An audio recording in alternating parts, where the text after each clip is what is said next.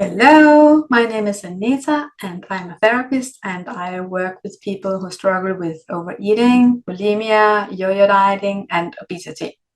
In this video, I'm going to talk a little bit about emotional eating because a lot of the women who struggle with these issues, they're eating on their emotions.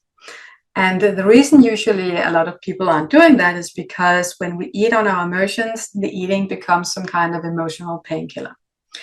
And yeah, we do that to usually get away from the situation that's painful for us, but also to give ourselves some kind of comfort, some kind of reward. I've been good for so long, I deserve it, it's a treat and all of that. But also, of course, a break, the time out and all of that to get away from the not very comfortable feeling. So where does this very uncomfortable feeling come from and what can we do about it? The uncomfortable feeling usually comes from our programming. And our programming, by that, I mean that we all have a thought pattern that is a product of the life we have lived. And that thought pattern usually is like running on autopilot. So these are thoughts you are not deciding consciously to think. This is like your framework on who you are and who you're supposed to be in life. What is your role? Who are you compared to other people? How should you handle different situations and all of that stuff? So this is just like your foundation or the glasses that you see your world through. And this is going to define how you're going to live your life, how you're going to resolve the problems that you are going to run into in your life and all of that. And what I mean when I say that is that if you think you are a person who is really good at resolving a specific set of problems, well, then when you encounter problems like that, you will just start doing whatever it takes to fix it because you believe that you can fix it. But if you believe that you will never be able to fix it and that you're not good enough or you are stupid or people think bad thoughts about you and all of that, that will, of course, create a situation where your self-worth is a lot lower and maybe also your self-confidence in your ability to be able to resolve these issues. So your programming can really define who you are and how your life will turn out simply because of what you think. So if you have negative thoughts, and most women who struggle with overeating do, then the negative thoughts are going to cause you pain. And that pain is not very comfortable, and usually we end up eating because of that. So what we see is that the women who struggle with problems with overeating, they usually have similar thought patterns. So what we usually see is that people feel they're not good enough, that they are maybe also fat or ugly, or they have to lose this weight because if they don't lose this weight, then they will never be good enough. It can also be something like other people's needs are more important than mine. I'm not allowed to say no. My boundaries are not interesting. I have to always be there for other people. My family thinks I am lazy, I am stupid, I am whatever that you believe that your family may think about you. I'm too much, I am taking too much space, I am saying stupid things, yeah, stuff like that. So when you have all this negative self-talk going on autopilot in your brain, it doesn't feel good. So it doesn't make you feel like your best self because you end up with the feeling almost of being bullied.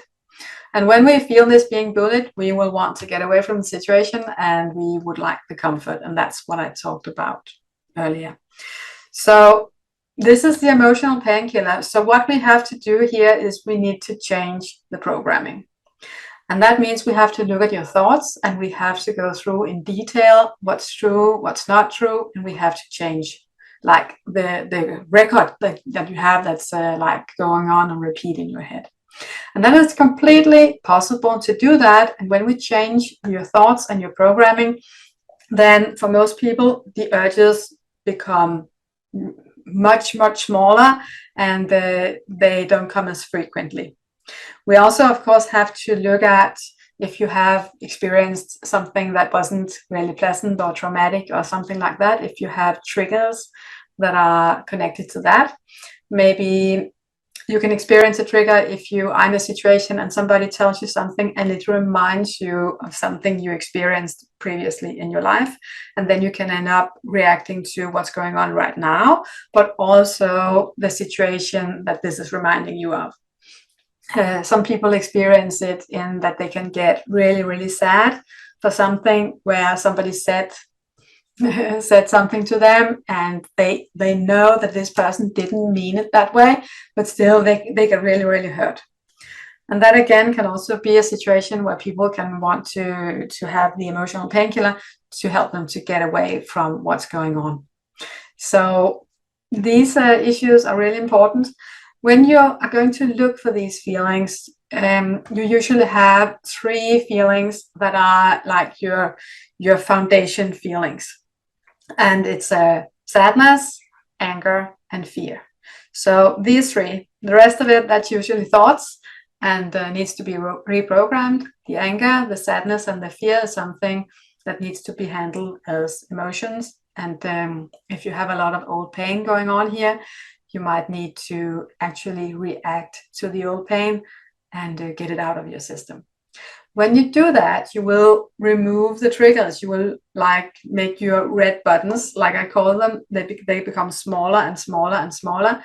So you will not experience the same kind of trigger when the button becomes smaller, and it actually ends up with being like just an old scar. And then, of course, it's not running your life anymore. So to handle what's going on emotionally, you need to reprogram your thought pattern, and you need to find out what feelings we're talking about, the anger, the sadness, the fear, and you need to react to what has been causing you to feel the anger and sadness and fear in the first place, not necessarily what has started your reaction to the feelings right now. So those things are really important to do, and people can go, oh, this sounds huge, and wow, this is big, how am I able to do that?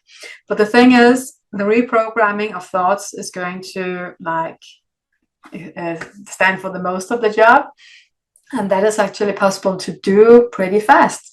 So what we often see that a lot of people within a few months, if they do this reprogramming and they start out working on their the basic emotions here, the 3 one I talked about, well, then we can see that urges can go away within a few months. So it is completely possible, but to make the urges go away by using your willpower, that is not going to help you in any way. And I guess you already know that, because if you're watching this video, I'm sure you have tried with your willpower for a longer period of time to make the urges go away. But the thing is, when you fix the reason you have the urges, when you fix the pain, then you're not going to need the painkillers anymore. I usually give an example of, let's say that you have a broken leg and your leg hurt a lot, and you had to stay in bed because it was so painful you couldn't do anything. And then you had a box of painkillers on your nightstand. But then you were told you were not allowed to eat the painkillers. Then you would be able to, with your willpower, to stop yourself from eating the painkillers for a limited period of time. Sooner or later, you will run out of willpower, and it's going to be really hard for you to not eat the painkillers, because then we are in a place where we're willing to do almost anything to get pain relief. And the reason for that is that physical pain and emotional pain is like spending all our willpower, so we end up with not having that much left. But let's say that your leg healed. It didn't hurt anymore, and you were able to run and go on a bike and dance and do all the stuff that you did before without having any issues. Then it wouldn't be hard for you to break the habit of eating the painkillers at the same time every day, because it didn't hurt anymore. So why would you need the painkillers? And that's what we are going for, because the habit part is usually, I say, around 10%. So that means if you have fixed the reason that you need to eat all this, then it's not going to be hard to break the habit.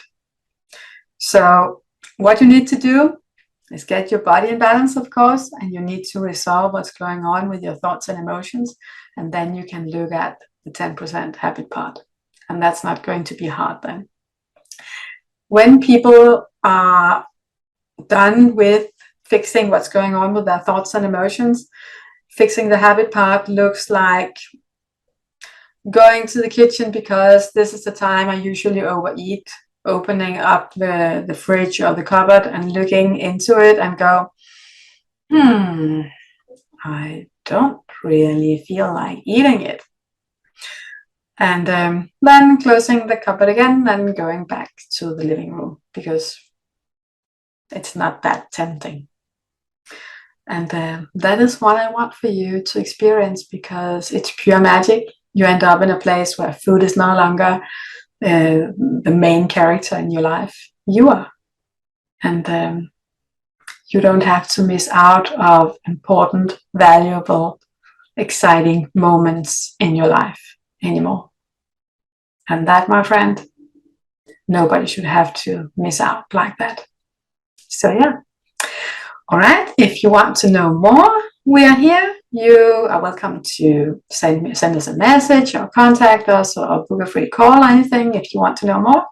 And if not, then see you in another video. Have a great day.